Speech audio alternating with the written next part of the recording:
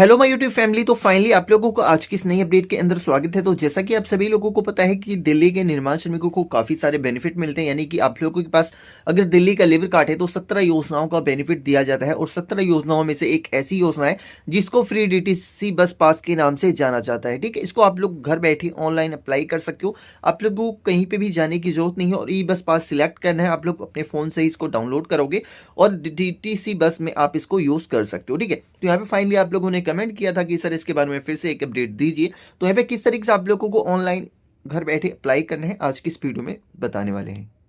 तो सबसे पहले यहाँ पे आप लोगों को गूगल क्रोम वेबसाइट पे आ जाना है। ठीक है, यहाँ पे सिंपली आप लोगों को टाइप कर देना है दिल्ली डीटीसी बस पास। ठीक है, सिंपली यहाँ पे इस तरीके से आ जाएगा। इसी तरीके से आपको सर्च करना। अब यहाँ पे देखो अप्लाई बस पास का ऑप्शन है। ठीक है, सिंपली आप लोगों को इस वाले सेक्शन पे क्लिक कर देना है। अब जैसे ही आप लोग इस पे क्लिक करोगे, अब यहाँ पे देखो यहाँ पे पूछा जा रहा है आर यू एक्सेप्टिंग बस पास यूजर। तो यहाँ पे सिंपली आप लोग नो कर दें। ठीक है, और यहाँ पे आपको बस पास जो है किस तरीके का चाहिए, यहाँ पे ई बस पास चाहिए जो आप लोग मोबाइल फोन से डाउनलोड कर सकते हो, या फिर आप लोगों को प्रिंटेड बस पास चाहिए जो आपके कम्युनिकेशन एड्रेस पे मिलेगा। ठीक है, तो सिंपली आप लोग ई बस पास ही सिलेक्ट कर लें जो कि हमें जल्दी मिल जाता है। ठीक है, एंड यहाँ पे सिलेक्ट कैटेगरी ऑफ बस पास। तो यहाँ पे देखोगे यहाँ पे आप लोगों को क्या सिलेक्ट करना है, जैसे कि हमने बताया है कि दिल्ली के निर्माण श्रमिकों के लिए तो Delhi building and other construction worker. ठीक है, सिंपली आप लोगों को इस वाले सेक्शन पे क्लिक कर देना है।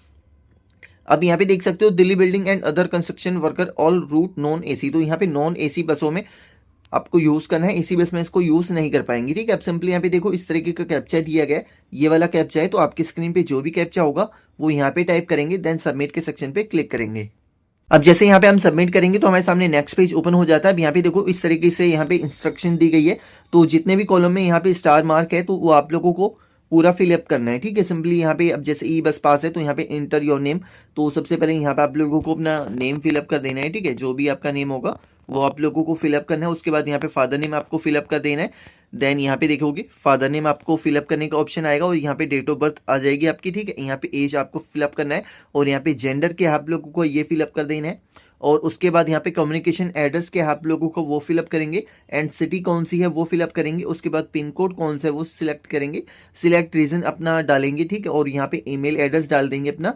ठीक है, और ईमेल एड्रेस डालने से बेनिफिट आपको ही है, यहाँ पे आप लोगों को कंपलसरी हो गया डालना। और यहाँ पे आप लोगों को अपना मोबाइल नंबर डाल देना है। ठीक है, ये सब डालने के बाद आपको नीचे की साइड में आना है। अब यहाँ पे देख सकते हो any upload document should be greater than 20 KB and less than 150 KB। ठीक है, तो कोई भी डॉक्यूमेंट अपलोड करे उसका साइज जो है 20 KB से 150 KB के बीच होना चाहिए। और आप लोगों को एक फोटो भी अपलोड करनी है जिसका साइज 20 KB से 50 KB के बीच में होना चाहिए। ठीक है, कैटेगरी ऑफ बस पास यहाँ पे Delhi building and other construction work है। ठीक है, सिंपली ये वाला ऐसे ही रहेगा।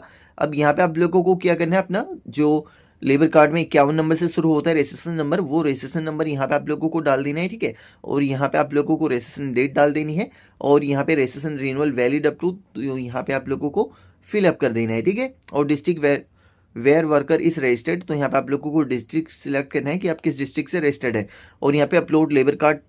ठीक है, तो यहाँ पे आपको अपने लेबर कार्ड की जो फोटो कॉपी होती है, फोटो यानी कि सर्टिफिकेट जिसे कहा जाता है, उसको यहाँ पे आप लोगों को अपलोड कर देना है। और यहाँ पे क्वार्टरली नंबर ऑफ मंथ, तो यहाँ पे ये क्वार्टरली रहेगा यानी कि 3 मंथों के लिए रहेगा। ठीक है, और सिंपली यहाँ पे जो इसका अमाउंट होता है 2280 रुपये होता है, तो ये आपको पे नहीं करना, ये दिल्ली गवर्नमेंट पे करेगी। ठीक है, यानी कि जो दिल्ली लेबर कोड की अधिकारी होते हैं वो इसकी पेमेंट करेंगे, आपको कोई भी पेमेंट नहीं करनी। और यहाँ पे आप लोगों को 20 से 50 KB तक की एक फोटो अपलोड कर देनी है यहाँ पे चूज फाइल करके। और जो फोटो का फॉर्मेट रहेगा, फोटो का फॉर्मेट देख सकते हो आपके फोन में जो भी फोटो होगी उसमें बैकग्राउंड क्लियर व्हाइट होना चाहिए, आपके फेस पे कोई चश्मा वगैरह नहीं होना चाहिए। इस तरीके से आप लोगों की फोटो पूरी क्लियरली दिखनी चाहिए। ठीक है, इस तरीके से आपको फिलअप करना है और यहाँ पे एक कैप्चा दिखेगा टाइप हेयर। ठीक है, उसके बाद कैप्चा आप लोगों को डाल के यहाँ पे सबमिट पे क्लिक कर देना है। तो चलिए यहाँ पे हम एक बार लाइव प्रोसेस कर लेते हैं।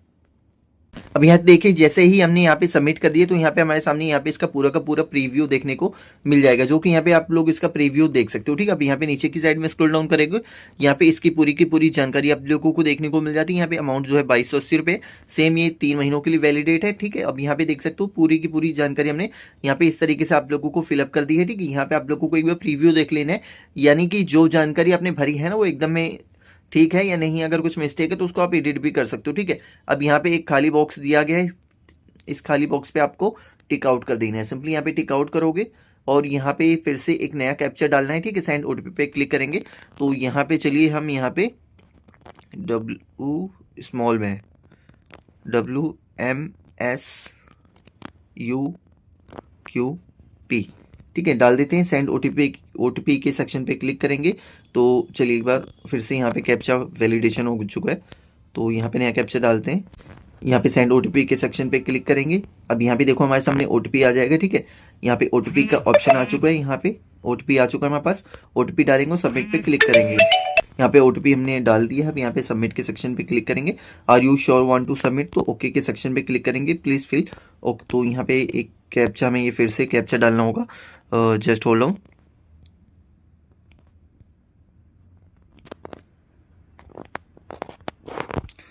तो यहाँ पे कैप्चा डाल दिया हमने। सबमिट के सेक्शन पे क्लिक करेंगे, ओके पे क्लिक करेंगे।